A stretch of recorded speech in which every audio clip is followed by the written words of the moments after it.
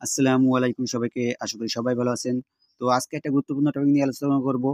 টপিকটা মূলত হচ্ছে আমরা অনেকেই Facebook এ ফ্রেন্ড রিকোয়েস্ট পাঠিয়ে থাকি এবং আমরা কাদের ফ্রেন্ড রিকোয়েস্ট পাঠিয়েছি সেটা আমরা জানতে চাই এবং সেই ফ্রেন্ড রিকোয়েস্ট অনেকেই অ্যাকসেপ্ট করে না। তো আমরা চাইবো হয়তো অনেকেই যে আমরা সেগুলো ক্যানসেল করে দেবো রিকোয়েস্ট গুলো।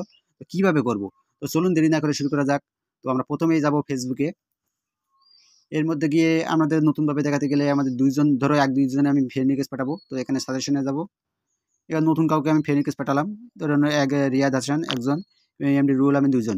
এই ২ জনকে আমি ফ্রেন্ড রিকোয়েস্ট পাঠিয়েছি এবং আমি কিভাবে এগুলো আনসেন্ড রিকোয়েস্ট করব সেটা এইবার আমরা এবার দেখব। তো আমরা এক ব্যাগে যাব এবং এখানে গিয়ে দেখুন এখানে লেখা আছে ফ্রেন্ড রিকোয়েস্ট। তো তারপর সরাসরি আছে দেখুন সি ওয়াল। তো আমরা এখানে টাইপ করব। করলে এখানে দেখুন ৩ টে ডট আছে। ৩ টে ডটে আমরা ক্লিক করব।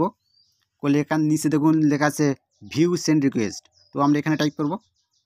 করলে দেখুন এখানে লেখাই আছে রিয়াদ হাসান, এমডি রুহুল আমিন। এখানে দেখাই যাচ্ছে রিকোয়েস্ট পাঠিয়েছি কাদের আমি। তো এখানে আমি ক্যানসেল করব হয়তো। আমরা কিভাবে চাবো যে আমরা তাদের কাছে আর ফ্রেন্ড রিকোয়েস্ট রাখবো পাঠানোটা রাখবো না। তো আমরা কিভাবে করব? আমরা এখানে ক্যানসেল চাপ দিলেই আমার কাজ শেষ। রিকোয়েস্ট ক্যানসেলড। তো এইভাবেই আমরা সহজেই আমরা কাউকে ফ্রেন্ড রিকোয়েস্ট পাঠালে বা কাউকে ফ্রেন্ড রিকোয়েস্টটা পাঠিয়েছি এবং সেটা আমরা রাখতে চাচ্ছি না, কিভাবে ডিলিট করব? এভাবেই করতে পারেন সহজেই। তো যদি ভিডিওটা ভালো লেগে থাকে তাহলে অবশ্যই লাইক, কমেন্ট এবং সাবস্ক্রাইব করে আমাদের সাথে থাকবেন।